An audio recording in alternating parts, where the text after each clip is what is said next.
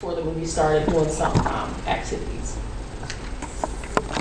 So our current goals, so one of the questions asked about, like, right now, how do we decide what our goals are? And typically, it's based on need. I mean, really everything, and things change based on the market and in the environment. So we may have, had something in our master plan 5 years ago that we see now just is not feasible. And so we really structure our activities around what the community needs are at the moment.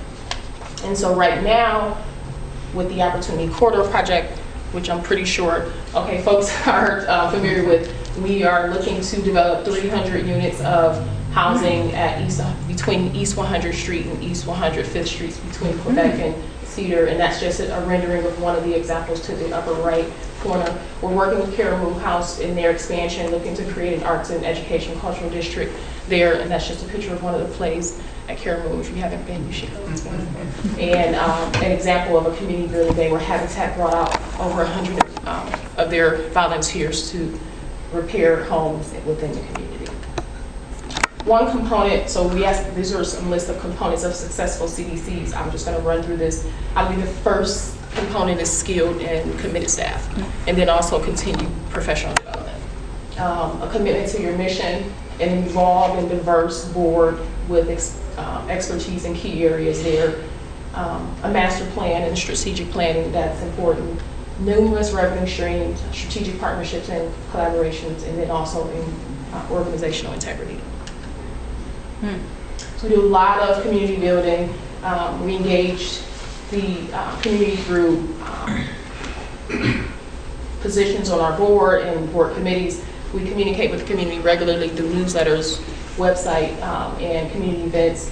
And I believe, so the question was, how do you engage the community and build that trust? And we believe that following through with your commitments and promises. They see that the things that we said in the master year 10 years ago has come to fruition, and so they trust us, and you build that rapport over years and time, and it takes time to build rapport.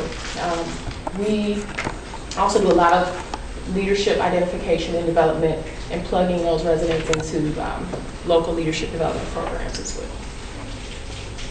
These are just some examples of some community building events that take place where we have residents and volunteers from our foundation and community partners coming out to do some exterior repair work.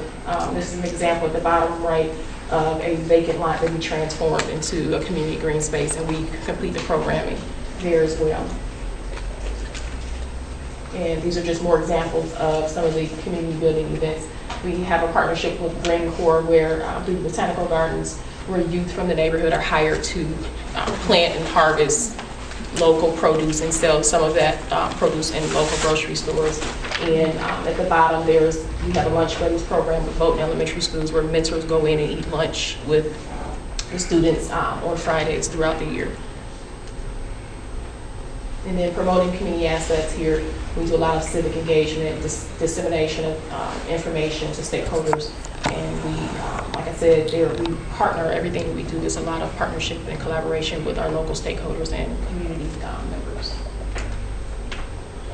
And how we determine our focus, like I mentioned before, is really just based on needs. So for example, and then I'll end with this, there was a need, there was a huge amount of people within Cleveland County, but then in the city of Cleveland that had grandparents raising grandchildren, legal custody of minor children. And so there was no place in Ohio that was specifically designed for this population. So we, in partnership with CMHA, developed what's called Rio Village, or Intergenerational Housing Project, that was completed in September 2014, where 40 families moved in. And it's for residents 55 or older with legal custody of minor children. And it's a kinship care model where we handle the programming, and we have an on-site social worker there as well. This is just a picture of the youth at the design day, because we just completed a build of a kaboom playground for them. So that's just a picture of them here. We asked about resources, and resources depends on the program or the project that you're looking to complete. There's a list of resources that we've been fortunate enough to have at our disposal.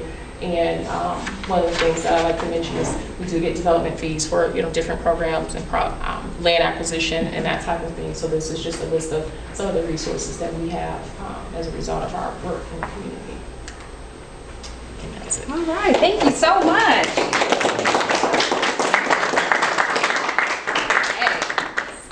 I just should share that Fairfax Renaissance has a reputation of providing not just housing development, but also sort of human services. And one of the things that I really admire about Mrs. Shears is her goal is not just, she says the most important part of community development is the development of people. And I think that's also very important to think about, not just how do we create economic opportunities, but how do we also provide opportunities for people to grow, to find employment, and to, thrive. I think that's a very important part of sort of community development corporations work. So to speed along, our next panelist is Ms. LaShorn Caldwell, and she has 34 years of experience providing services to low and moderate income people. She is both a community leader and a community advocate. She's received numerous awards for her dedicated community service, including the Civilian Award for her service to the Mount Pleasant neighborhood.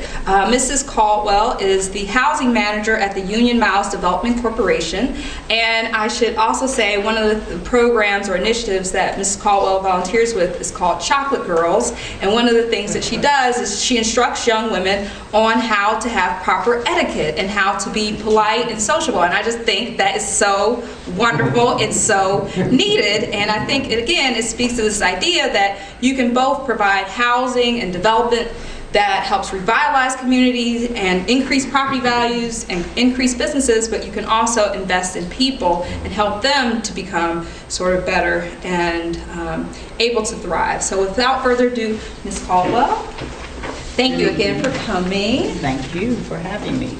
Good evening, everyone. Good evening. I have the distinct pleasure and the opportunity to work and to live in two communities that's adjacent to each other. I live in Mount Pleasant. I serve on the board of the Community Development Corporation, Mount Pleasant now. But I actually work at Union Miles Development, which is the neighboring community, as the housing manager and the storefront coordinator. So I'm going to speak to both of those roles as part of the information that I provide you today. It's a lot, and I know 10 minutes won't encompass all of the information, but I do talk rather fast, and I will give you as much as I can because this is my passion, both working and living. So I've been fortunate to be able to get up and not have to go to work. I just get dressed and have fun. So for Union Miles, we are a CDC corporation on the southeast side of Cleveland, and how our organization was created, it started by residents who had a coalition. And the lady who started that was Inez Killingworth, and she was the person who found that there was a lot of blight in the community. It was a lot of crime, and they had banks in their community that was not reinvested in the community. They were taking the funds out of the community. So what she did was she rallied with other residents who lived there. They first started out trying to make it safe for the kids going to school with dogs and different things, and then they found they had a greater need. So they band together. Sorry about that. That's okay. They band together to start doing really things that would really help motivate and promote the community. They saw a lot of homes, vacant lots, so they started working on getting investments. They started getting the city to give them the proper services, because being on the southeast side of Cleveland, we're at miles and it's almost like the end of the city. So they were forgotten about a lot because everybody was focusing mostly on the inner city, but we were a small corporation that goes from 93rd and Union to 93rd and Miles, and we go over to a little past 116th Street. So when they